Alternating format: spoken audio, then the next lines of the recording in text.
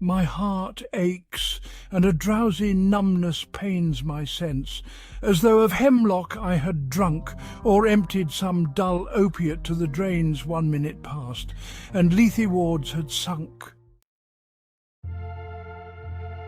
Oh, for a draught of vintage that hath been cooled a long age in the deep delved earth, tasting of Flora and the country green, dance and Provençal song and sunburnt mirth. Oh, for a beaker full of the warm south, full of the true, the blushful Hippocrene, with beaded bubbles winking at the brim and purple-stained mouth, that I might drink and leave the world unseen, and with thee fade away into the forest dim. Fade far away, dissolve, and quite forget what thou among the leaves hast never known, the weariness, the fever and the fret here, where men sit and hear each other groan, where palsy shakes a few sad last grey hairs, where youth grows pale and spectre thin and dies, where but to think is to be full of sorrow and leaden-eyed despairs, where beauty cannot keep her lustrous eyes, or new love pine at them beyond tomorrow.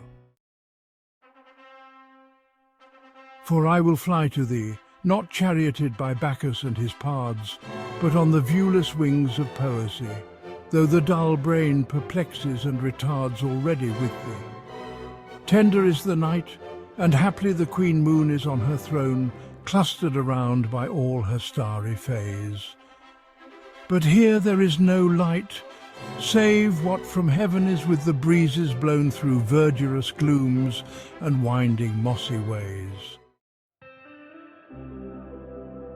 I cannot see what flowers are at my feet, nor what soft incense hangs upon the boughs, but in embalmed darkness guess each sweet wherewith the seasonable month endows the grass, the thicket, and the fruit tree wild, white hawthorn and the pastoral eglantine, fast fading violets covered up in leaves, and mid-May's eldest child, the coming musk-rose, full of dewy wine, the murmurous haunt of flies on summer eves.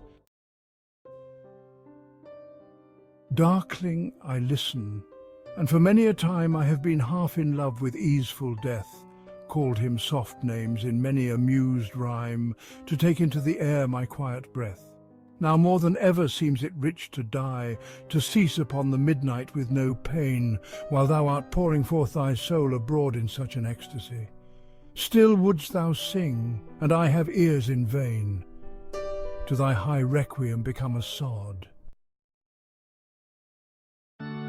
Thou wast not born for death, immortal bird.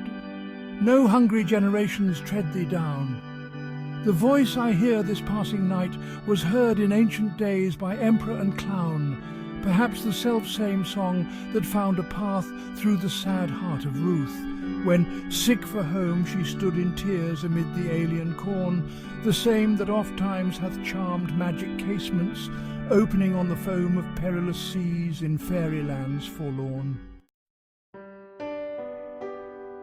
Forlorn, the very word is like a bell to toll me back from thee to my sole self. Adieu, the fancy cannot cheat so well as she is famed to do, deceiving elf. Adieu, adieu, thy plaintive anthem fades past the near meadows, over the still stream, up the hillside, and now 'tis buried deep in the next valley glades. Was it a vision or a waking dream? Fled is that music, do I wake or sleep?